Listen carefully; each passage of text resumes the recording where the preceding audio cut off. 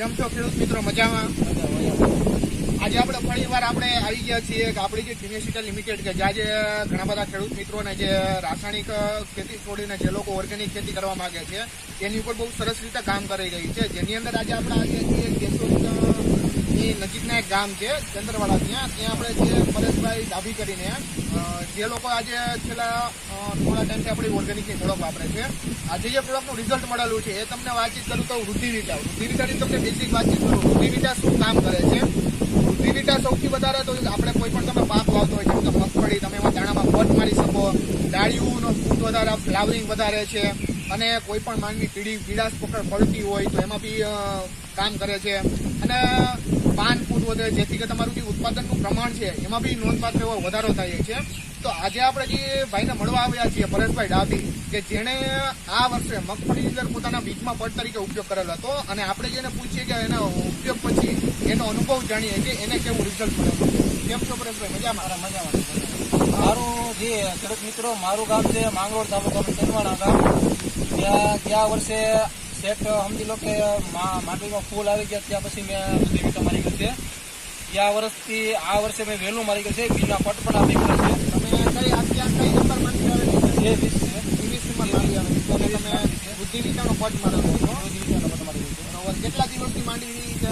માંડવી 30 થી 35 દિવસની માંડવી થઈ. એટલે 1 મહિનાની આપણે માંડવી. 1 મહિનાની માંડવી. હવે તમે ગયા વર્ષે જે પટ મારતા બીજો કોઈ પણ પાવડર લીધો, બીજી કોઈ પણ દવાનો, એની સાથે આ દવાનો પટ માર્યો પછી દવામાં તમને કેવું છે? બીજી દવા તો છે કે M45 છે, થાયરમ છે, જેનો પટ આપતા ગયા વર્ષે માર્યો તો આગલા વર્ષે બધીમાં મારીએ તો ગયા વર્ષની આ વર્ષ કરતા વૃદ્ધિવિટાના પટમાં જાજો ફાયદો છે.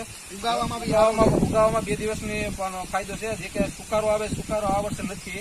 ઓલો તો પટ માર્યો પછી સુકારો આવતો આ વર્ષે સુકારો એટલો બધી નથી દેખાતો.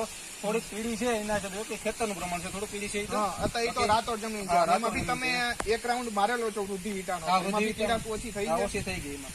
ઓકે, વાંધો નહીં. આગળના જે રાઉન્ડ મારી ગયું છે તે પછી એક જ રાઉન્ડ મારી ગયું છે. પટ આવ્યા પછી મહિના દિવસમાં ખાલી એક જ પટ આવી ગયેલો છે. બરોબર. હવે આપણે આમાં છોડમાં જોઈએ કે વૃદ્ધિવિટાનો ઉપયોગ કર્યા પછી તમે દર વર્ષે જે માંડવીમાં જે ડાળીનું પકડી હોય એનું પ્રમાણ અને ફૂલનું પ્રમાણ કેટલું છે તમે બતાવશો? ગયા વર્ષે જે સમજી લો કે ગ્રીન ગામ મારતો, ગ્રીન ગામ બહુ રિઝલ્ટ નથી. એના કરતા રિઝલ્ટ બહુ જે વૃદ્ધિવિટા છે, વૃદ્ધિવિટાનું ફ્લાવરિંગ ડાળી અલગ ફૂટે છે. આ ડાળી ત્યાં ફ્લાવરિંગ નું જે ફાલ ફોલિંગ નું છે એના કરતા પ્રમાણ વધારે છે. ડાળીઓનું પ્રમાણ વધારે છે. હા, બરોબર. જો આપણે જોઈ શકીએ આ છે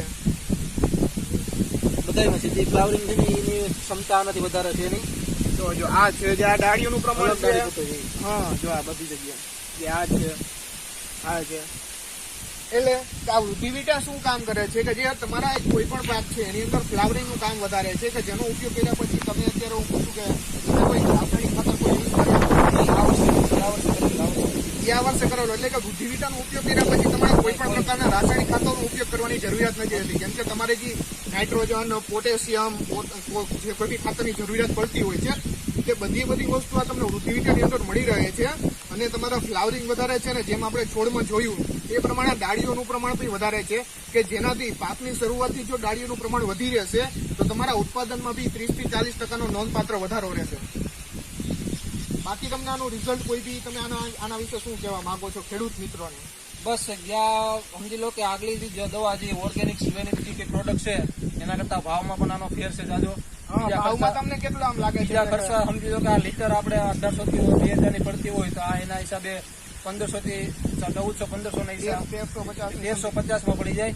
જે આપણે ઓલી 1800 થી 2000 નું લીટર પડે, ને એના પ્રમાણમાં આનું રિઝલ્ટ કરતા એનું રિઝલ્ટ ઓછું આવે ઘણું, ને આનું રિઝલ્ટ બહુ સારું છે એકદમ. પછી જોઈએ કે આના ભેગા આપણે એવું થાય તો આપણે બીજા ખાતરો પણ મારીએ છીએ. યુરિયા છે, ડીએપી છે, એના પ્રમાણમાં આ માર્યા પછી આપણે યુરિયા કે ડીએપી ની બહુ જરૂર પડતી. એટલે આનો ઉપયોગ કર્યા પછી તમારે કોઈ પણ પ્રકારના રાસાયણિક ખાતરની જરૂરિયાત નથી પડતી. બરોબર. ખૂબ સરસ પરેશભાઈ, તમારો ખૂબ ખૂબ આભાર.